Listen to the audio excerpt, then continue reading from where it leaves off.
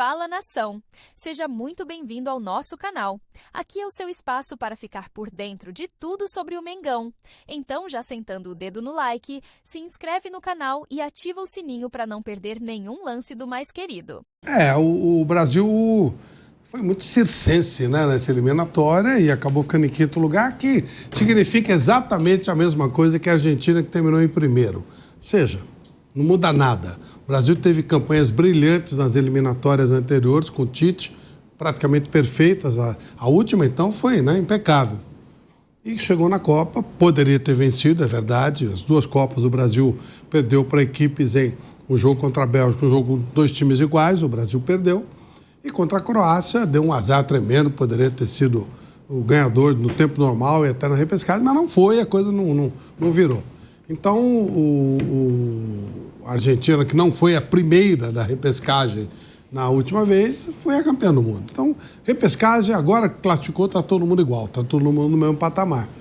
Mas, realmente, o Brasil jogou muito pouco e era de se esperar, né? Eu falava até na segunda-feira, ontem, falava no nosso bate-pronto que, para mim, a Bolívia era a favorita. Joga numa altitude realmente que muda as coisas, né? E eu sou a favor, é bom que se frise. Eu acho que você jogar 4.100 metros equivale a 40 graus no Rio de Janeiro ou a 20 abaixo de zero na Rússia. E eu não lembro de ninguém ter morrido na altitude, no calor extremo já. Alguns jogadores já morreram no calor extremo. Agora, que a vantagem há, mas também tem que ter um time razoavelmente competitivo, tanto que a Bolívia, a altitude nunca saiu de lá e a Bolívia não vai para a Copa desde 94, quando ela tinha realmente um time bom, um time interessante. Esse foi mais pelo fato de termos esse aumento absurdo no número de vagas. Se fosse pelo sistema anterior, o Brasil iria para a repescagem quinto, mas talvez não fosse quinto também se ele precisasse ser quarto. Tirou o pé depois da classificação. Então está tudo dentro da normalidade, realmente está tudo dentro da normalidade. O Ancelotti botou mais gente para jogar, mas é claro que ele precisa olhar de forma diferente quem jogou aqui contra o Chile e quem jogou hoje lá na altitude. São coisas diferentes. 9 mudanças ao todo no time titular em relação à seleção brasileira que venceu o Chile por 3-0 no Maracanã. Alguns nomes novos, diferentes, nas laterais especialmente, né? O Vitinho, por exemplo, que nem havia sido convocado na primeira lista do Ancelotti, acabou pegando o espaço do Wanderson machucado, hoje teve a oportunidade de começar como titular. Quase um Brasil B, podemos dizer assim, né, Fábio Piperno, você que estava nos comentários da partida, quase um Brasil reserva entrando para esse jogo contra a Bolívia, uma Bolívia que tinha muito a disputar e conseguiu a vaga na repescagem, sonha ainda com a classificação para a Copa do Mundo, a primeira vez desde 1994, e um Brasil de muitos testes, né? O Ancelotti falou na hora da convocação que queria conhecer melhor os seus jogadores, né? Queria conhecer o dia a dia também e o que eles podem entregar dentro de uma partida, um jogo com aspectos muito diferentes, altitude. E o Brasil sai com essa derrota por 1-0. Piperno, muito boa noite para você. Boa noite, Boni, Mauro, Flávio, um abraço à nossa audiência. Olha, era um jogo, como disse o Flávio, teve um desfecho previsível. Era uma Bolívia que, né, lutava pela sobrevivência contra o Brasil desfigurado que foi lá para cumprir tabela.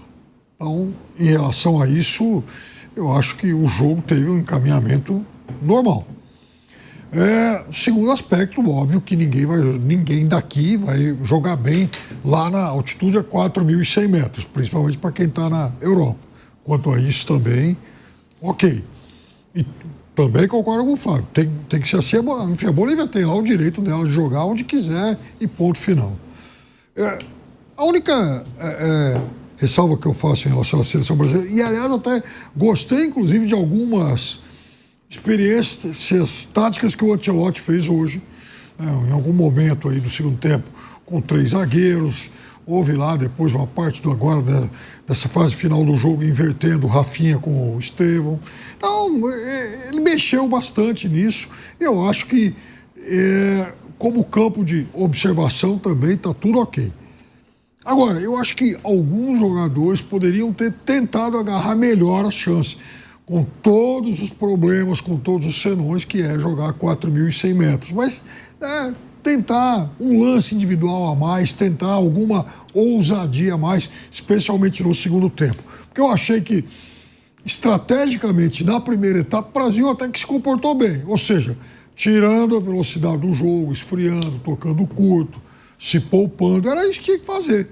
E o jogo ia virar um 0-0 com o Brasil tranquilo, até que o Bruno Guimarães fez um pênalti num lance que de fato não precisava cometer. Agora, para mim tem um outro saldo que é mais preocupante. O Brasil realmente ter acabado essas eliminatórias em 5º lugar, né? O novo técnico dirigiu a seleção em 4 jogos, estreou já fora contra a seleção que ficou em 2º, que fez uma campanha muito melhor que a do Brasil, porque o Equador não apenas ficou em 2º, mas não vamos esquecer que ele entrou com 3 a menos, então ele pontuou muito mais que o Brasil. E aí o Brasil ficou naquele bolo lá com o Paraguai, vejam só, Uruguai e tal. Então, eu acho que em relação a isso, o saldo foi muito negativo. O Brasil realmente não jogou nada. Então agora já passou, a parte que valia pontos já está encerrada, as intermináveis eliminatórias da América do Sul já são a paz da virada, e agora ele vai ter mais algumas oportunidades para os amistosos tentar de fato concluir as observações que ele ainda julga necessário fazer e de fato começar a montar um time. Dá tempo, acho que o Brasil começa atrás, mas dá tempo, não há motivo para desespero. Agora, tem que se começar a exigir da seleção que ela jogue mais. E tem que se cobrar também de alguns jogadores para que tenham mais poder de iniciativa. Porque já faz tempo que tem algum jogador, entra técnico, sai técnico e tal, e o rendimento não muda. Eu achei que poderiam alguns jogadores ter aproveitado, claro, melhor a oportunidade hoje contra a Bolívia. E dadas as circunstâncias, ainda assim, todas as ressalvas feitas, o Brasil não foi bem jogando contra a seleção boliviana em El Alto. Mauro César Pereira, muito boa noite para você. O que você achou da partida? Dá para tirar algo de positivo dessa atuação do Brasil nesse último compromisso pelas eliminatórias? Boa noite a todos. Eu acho que, primeiro, assim, importante que ninguém se machucou, né? Pelo menos a priori nenhum jogador se machucou, isso que é mais importante. Esse jogo não tem a menor relevância em relação aos jogos dos clubes, né? Que vão acontecer a partir de amanhã. São muito mais importantes jogos de Campeonato Brasileiro, Copa do Brasil, Libertadores, Sul-Americana, jogos dos times internacionais, né? Atletas que atuam lá fora e que também vão voltar para suas equipes, né? Isso que é o mais importante, né? Numa semana que o Caio Jorge se machucou, o Varela voltou machucado no Brasil, o Doué e o Dembélé se machucaram no mesmo jogo, a França vai ficar semanas, um mês e meio sem um mês sem o outro, pelo menos. Ele vai jogar na Liga dos Campeões contra o Barcelona sem os 2 jogadores, né? Por conta da seleção francesa, né? Ou seja, porque jogou contra a Ucrânia, aí machucou 2 jogadores, né? Enfim, tudo isso aconteceu. E outros, esse Pereira vai encontrar mais jogadores se machucando, que é tanta seleção jogando, tem mais gente que acaba se contundindo. Então, acho que a boa notícia é essa. Acho que esse tipo de jogo não dá para avaliar nada, porque é um jogo de sobrevivência. Quando os times brasileiros vão jogar na altitude, os times, não é seleção, Libertadores, Sul-Americana, jogam tentando o que é possível, né? Mesmo contra equipes bolivianas mais fracas, um 0-0, 1-1 acaba sendo tratado até como um resultado bem aceitável, pela dificuldade que se tem para jogar. Acho que esse jogo não dá para avaliar ninguém, né? Até porque alguns jogadores têm uma reação, o organismo reage de uma maneira, outros de outra forma na altitude. Então, não dá nem para você comparar desempenhos, quem saiu melhor, quem foi pior, porque não tem condição. A Bolívia fez 1-0, e aí ficou mais confortável, não correu muito risco, né? Também não ameaçou tanto assim, no final ainda fez o Alisson trabalhar, mas não fez uma grande pressão, porque já estava em vantagem. E sabia que a Venezuela estava tomando de 6 lá da Colômbia, né? De forma constrangedora até para um time que jogava em casa e buscava a classificação. Parece que sentiu aí o peso, a responsabilidade. E acho que o jogo foi resolvido num pênalti, para mim, inexistente. Uma jogada em que o Roberto Fernandes dá um salto depois que o Bruno Guimarães, as pernas meio que se entrelaçam ali, né? Aí o Vitinho já chega para espanar. Quando o Vitinho vai espanar, o boliviano percebe que não vai alcançar mais a bola e dá um pulo. Aí o glorioso VAR entra em ação, interfere e acaba, na minha visão, dando uma garfada na Venezuela, porque classifica a Bolívia para a repescagem com um lance capital sendo de um pênalti de VAR. Quer dizer, o VAR interferindo tremendamente num lance, para mim, absolutamente normal de disputa de bola. O que acontece nessa disputa é que o jogador que está defendendo, ele não vai dar um salto para cavar nada. O atacante é que salta. E os caras caem nessa artimanha, acabam marcando, né? A arbitragem chilena, né? O Chile foi uma porcaria nessa eliminatória, mas o conjunto chileno de arbitragem conseguiu ser protagonista, interferindo diretamente. Ao mesmo tempo, também é até chato para a Venezuela reclamar de alguma coisa depois de tomar de 6, né? mas achei que esse lance capital teve um pênalti à brasileira com um sotaque chileno. Sotaque chileno. Realmente, eu fiquei na dúvida também sobre a situação do pênalti. Até queria saber a opinião de vocês, Flávio Prado, também Fábio Piperno. O que vocês acharam dessa situação? Se a arbitragem foi bem, foi mal? O lance do pênalti. Até que o Bruno Guimarães tem um choque de realidade, talvez, né? Ele que já está na Premier League há algum tempo, acostumado com a arbitragem por lá. Tem um reencontro com a arbitragem sul-americana assim, né? Lances assim lá não são marcados, né? No final do jogo ele deu uma entrada excessiva, ele poderia ter sido expulso. É verdade, fugiu do cartão vermelho. Também ali, achei que ele perdeu um pouco da pegada, estava mais cansado e tal. Não daria pênalti, não.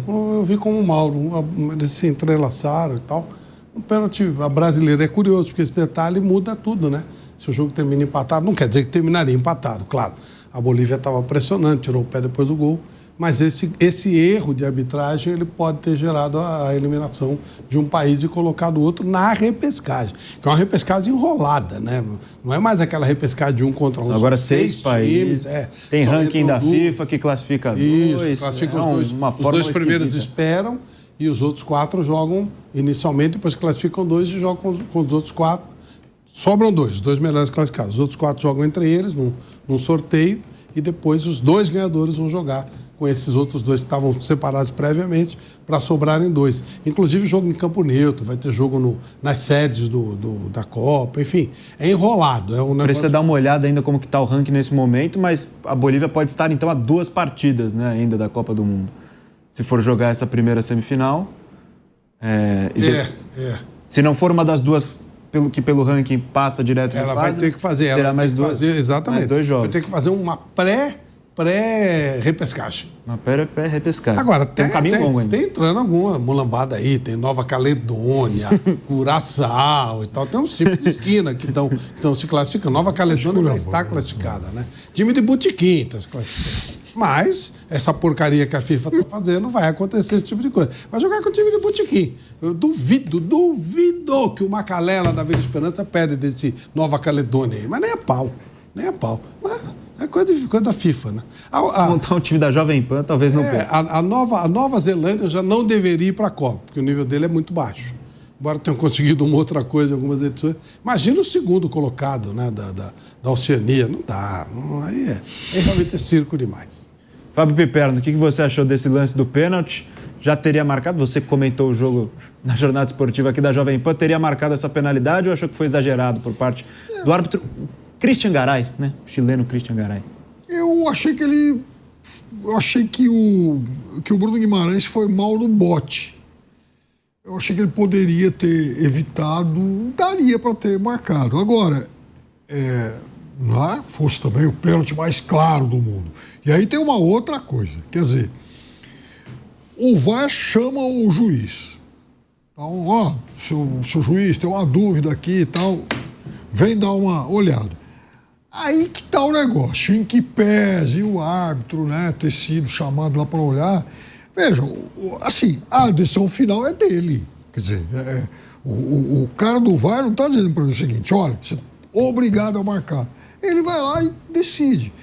O problema é esse, quer dizer, tem um monte de juiz que interpreta mal regra e ele tem uma segunda chance e às vezes faz uma reinterpretação pior ainda. Eu até achei que no caso de hoje daria para ter marcado. Mas eu estava rindo aqui do Flávio, porque ontem Suriname passou a liderar um dos grupos aí da CONCACAF, né, ganhando de El Salvador fora. E El Salvador, enfim, já foi para a Copa do Mundo, assim como o Panamá, que também está no grupo. O Salvador já fez uma guerra. Já fez uma guerra lá contra Honduras, 69, né? Guerra do futebol. E aí, você sabe que Suriname, no jogo que fez em casa, na rodada anterior, Flávio, o público lá em Paramaribo foi de 2.600 e poucas pessoas. Assim, não tem lá, obviamente, tradição, mas agora, né, o time está eufórico, afinal de contas é líder. E hoje, Cabo Verde ficou muito próximo da Copa do Mundo ao vencer Camarões, né, como chama, tubarões azuis, né? Tem lá como destaque o goleiro Vozinha. E você estava falando, tirando uma onda aí da Nova Caledônia, a vez da Nova Caledônia, um time lá da Nova Caledônia, acho que foi no Mundial Interclubes de 2019, 19. Tinha um time chamado Inguiene. E esse time levou um garoto que começou em Marília. E ele foi com todo o sonho lá, né, de fazer um jogo no Mundial, né? E você sabe que o campeão da Nova Caledônia, ele entra na terceira etapa da Copa da França. Tem uns 1000 times. Então eles vão até a França jogar. Então. Esse time foi lá, fez um jogo só, perdeu e já voltou. E aí o rapaz foi lá para o Mundial. Quando chegou no Mundial, treinando antes da estreia, acabou se contundindo e perdeu o sonho dele. E hoje, inclusive, desistiu da carreira. Chama Marcos Paulo.